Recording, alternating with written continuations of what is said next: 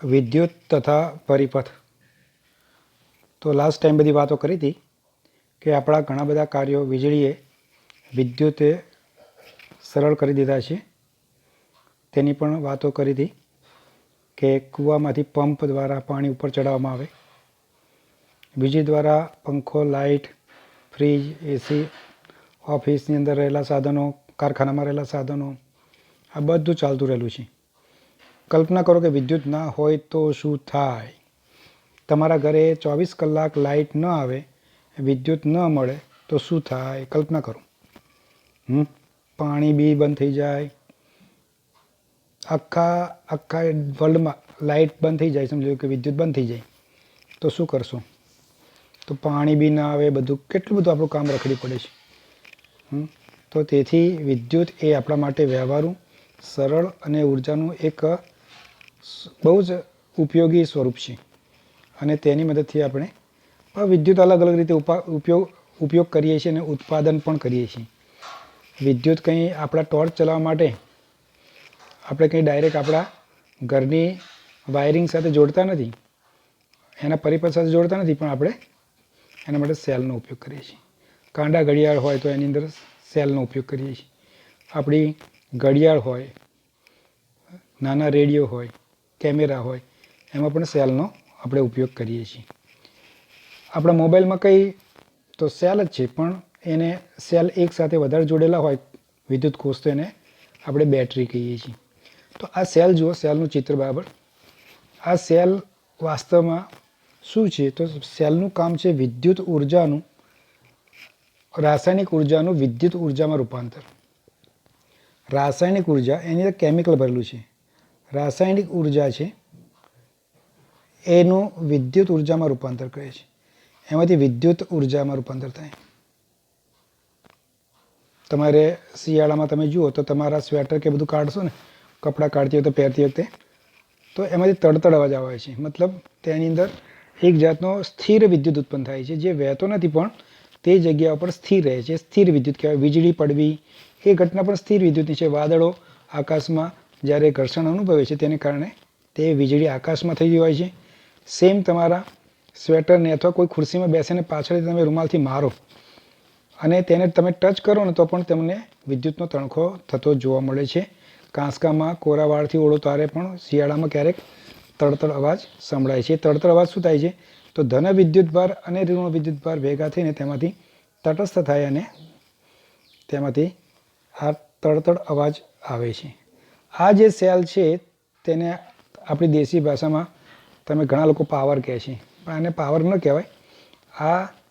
આ જે છે એ સેલ છે, વિદ્યુત કોષ છે, જેની અંદર એની રચના તમે જુઓ તો બહાર એક અવાહક પડ હોય છે, જે ધાતુનું હોય અથવા તો પ્લાસ્ટિકનું, કાગળનું હોય છે, જેના અંદરના ભાગમાં અલગ અલગ પ્રકારના, 2 પ્રકારના કેમિકલ્સ હોય છે. વચ્ચે એક કાર્બનનો સળિયો હોય છે. સળિયાના ઉપરના ભાગમાં એક ધાતુની ખોરી હોય છે, ધાતુની એક કેપ હોય છે. નીચેના ભાગમાં આખું ધાતુથી બનેલું હોય છે. તમારા ઘરે આવો હોય સેલ, તો એ સેલ જોઈ લો અને એનું અવલોકન કરીને તમારે તેના વિશેનું ચિત્ર દોરવાનું છે. હવે ખાસ વિદ્યુત કોષ, વિદ્યુતના સાધનો વાપરીએ ત્યારે ઘણી સાવધાની રાખવાની. ખાસ કરીને જ્યાં ઊંચો વિદ્યુત પ્રવાહ અથવા તો ખુલ્લો વિદ્યુત પ્રવાહ અથવા તો સાધનો એવા ભયાનક હોય ત્યાં આવી રીતે ચેતવણી આપેલી હોય છે કે અહીં ડેન્જરસ છે. અહીંયા આ વિસ્તારમાં તમારે આવું એ ભયજનક છે, સાવધાનીપૂર્વક તમારે રહેવું પડશે, ને તો તમારી પાસે મૃત્યુ આવી શકે છે. અને તેથી આવું ચિત્ર દર્શાવે છે કે જ્યાં આગળ ખતરો છે.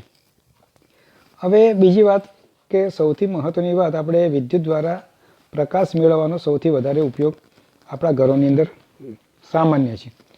તો એની અંદર પણ બલ્બ હોય છે અને બલ્બની અંદર 2 ટર્મિનલ હોય. એક ટર્મિનલ ઉપરની સાઈડમાં અને બીજો ટર્મિનલ નીચેની સાઈડમાં. ટર્મિનલ એટલે છેડા.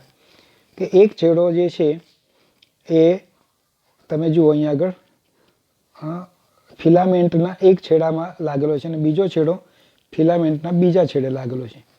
અને જ્યારે તેને ટોર્ચમાં અથવા તો એના યોગ્ય સાધનમાં આપણે જોડીએ છીએ ત્યારે એક ધન છેડો છે એ સમજી લો કે ઉપરના ટર્મિનલમાં ગયો, તો ઋણ છેડો છે નીચેના ટર્મિનલમાં લાગે છે અને આખી સર્કિટ પૂરી થાય છે.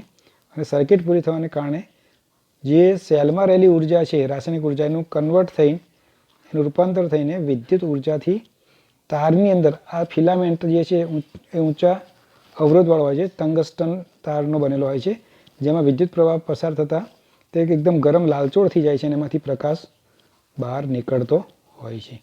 તો બલ્બની રચના પણ તમારે દોરવાનું છે. આજનું હોમવર્કમાં ચિત્ર તમે દોરજો. એક તો વિદ્યુત કોષ, બીજી વાત આ તમારો બલ્બ. બલ્બના મુખ્ય બે ભાગો છે, ટર્મિનલ્સ એટલે ધ્રુવો અને બીજું ફિલામેન્ટ. ફિલામેન્ટ એટલે શું?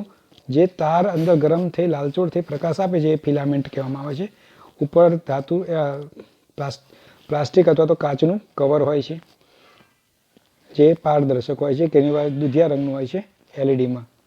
તો અહીંયા પણ સાવચેતી કેટલીક રાખવાની હોય છે કે જ્યારે કેટલાક આવા રાસાયણિક પદાર્થોનો ઉપયોગ કરીએ છીએ ત્યારે, અથવા તો આવા જ્યારે વિદ્યુતના સાધનોનો ઉપયોગ કરીએ છીએ ત્યારે તેની અંદર ઘણીવાર ઝડપથી ફેરફાર થઈ શકે, અથવા તો કંઈ પણ આવા એના ધ્રુવોના એકબીજા સાથે જોડાઈ જાય, પ્લસ સાથે જોડાઈ જશે તો પણ વિદ્યુત પ્રવાહ ઉત્પન્ન થશે નહીં. ત્યારે વખતે તમારે સાવચેતી રાખવાની છે કે કેવી રીતે એને જોડવું. પ્લસ માઇનસ જોડવાના હોય છે. તો અહીંયા આપી છે ચેતવણી. વિદ્યુત કોષના બે ટર્મિનલો એટલે ધ્રુવો સાથે જોડાયેલા તારોને સ્વિચ અથવા બલ્બ જેવા ઉપકરણના વડે જોડ્યા વગર એકબીજા સાથે ક્યારેય ભેગા કરાય નહીં. જો તેમ કરશો તો શું થાય? વિદ્યુત કોષમાં રહેલા રાસાયણિક પદાર્થ ઝડપથી વપરાઈ જાય અને તમારો વિદ્યુત કોષ જે છે, તમારો સેલ છે, એ કાર્ય કરવાનું બંધ કરી દે. એટલે એને જોડવાનું નહીં. તો આ રીતે ટોર્ચની અંદર પણ તમે ટોર્ચની રચના પણ જોઈ શકો છો. ટોર્ચ કેવી રીતે બને છે તે. તો ટોર્ચ જે બને છે તે તમારે ઘરે તમારા પાસે હોય તો ટોર્ચની રચના જોઈ લેજો. જેમાં ઓન ઓફ કરવાની એક સ્વિચ હોય છે, એની વચ્ચે વિદ્યુત પ્રવાહ પસાર કરવા માટે એક પાતળો તાર આગળના છેડે ફિલામેન્ટમાં લાગેલો હોય છે, ફિલામેન્ટ સાથે જોડેલો હોય છે, મતલબ ઉપર તરફ, અને બીજો નીચેના ટર્મિનલ તરફ ધાતુની બીજા ફિલામેન્ટના બીજા છેડા સુધી જોડાયેલો હોય છે. પ્રકાશ ઉત્પન્ન કરતા બલ્બના પાતળા તારને શું કહેવામાં આવે છે? ફિલામેન્ટ કહેવામાં આવે છે. આ ફિલામેન્ટ ગરમ થાય છે, તેમાંથી લાલચોળ પ્રકાશ પસાર થાય નીકળે છે અને તેમાંથી પ્રકાશ આપણને ફેલાય છે. આ બે જે છેડા છે એને ટર્મિનલ પણ કહેવામાં આવે છે. છેડા હોય એને ટર્મિનલ કહેવામાં આવે છે. જેના પરથી ત્યાં અહીંયા ધાતુના છેડા છે અને ધાતુના છેડા સાથે વાયર જોડવામાં. તમે જો આ પરિપથ જુઓ, આ એક સેલ આપ્યો છે, એમાં ઉપરનો ટર્મિનલ અને નીચેનો ટર્મિનલ, એક પ્લસ અને એક માઇનસ સાથે આ બે તાર સીધા જોડવાના નહીં. અહીંયા તમારે જોડવું હોય તો બલ્બ જોડવાનો આ રીતે, અથવા સ્વિચ જોડવાની. તો અહીંયા તમારે બલ્બ જોડવાનો છે. અહીંયા આગળ તમારે સમજો એક બલ્બ જોડે તો આ એનો નીચેનો છેડો લગાવ્યો, તો ઉપરના છેડે તમારે અહીંયા આગળ આ છેડે એક ફિલામેન્ટમાં જાય છે, બીજો ફિલામેન્ટમાંથી પાછો નીકળે છે. આ રીતે તમે પ્લસ માઇનસ ગમે તે રીતે જોડી શકો છો. તો આમ ઉપરના ટર્મિનલ અને નીચેના ટર્મિનલને આ રીતે જો, બરાબર છે. બે વાયરની મદદથી આપણે બલ્બને જોડી શકીએ છીએ અને તેમાંથી વિદ્યુત પ્રવાહ જો બતાવ્યું છે નીચે. આ પ્રકાશિત છે, બરાબર. આ પ્રકાશિત નથી. કેમ? પરિપથ પૂર્ણ નથી. અહીંયા આગળ છૂટો પરિપથ છે, અહીંયા પણ જુઓ છૂટો પરિપથ છે. તો ક્યારે જ તો પરિપથ પૂર્ણ થાય ત્યારે જ પ્રકાશ થાય છે. અહીંયા પણ તમે જુઓ છૂટો છે. બંને છેડે એક તરફ લગાવી દો તો પણ થતો નથી. ઉપરના બંને છેડે એક જ તરફ લગાવી દો, એક જ બલ્બને એક જ બાજુએ લગાવી દો તો ના થાય. આ રીતે રાખો તો ક્રોસ રાખો તો થઈ શકે છે.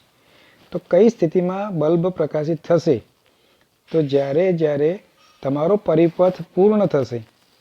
પરિપથ પૂર્ણ એટલે અહીંયા પરિપથ પૂર્ણ થયું એટલે શું? તો ઉદાહરણ તરીકે અહીં કહું, આ ધન છે, ધનમાંથી નીકળ્યું, બલ્બમાં પસાર થયું, બલ્બમાંથી પાછું પસાર થઈને ઋણ તરફ ગયું, પાછું ધન તરફ ગયું. આ રીતનો જે થાય એ પરિપથ પૂર્ણ કહેવાય. જ્યારે આ પરિપથ છૂટો છે, અહીંયા પરિપથ છૂટો છે. અહીંયા એક જ છેડાથી અહીંયા ધનથી ઋણ થતું નથી, અહીંયા પણ ધનથી ઋણ થતું નથી, અહીંયા ધનથી ઋણ થાય છે. આ રીતે વિદ્યુત પરિપથની અંદર બે મહત્ત્વની વાતો તમે સમજ્યા. એક તો સેલનું કાર્ય, એ રીતે બલ્બની અંદર રહેલું ફિલામેન્ટ અને એના ટર્મિનલ્સ અને તેના પરિપથનું જોડાણ કેવી રીતે થાય તે તમારે ઘરે પણ તમે આ રીતે, જો તમારી પાસે ટોર્ચની અંદર છૂટો પાવર બલ્બ હોય તો તમે જાતે કરી શકો છો. હવે આગળની વાત છે વિદ્યુત પરિપથ, એ આપણે નેક્સ્ટ ટાઈમ જોઈશું.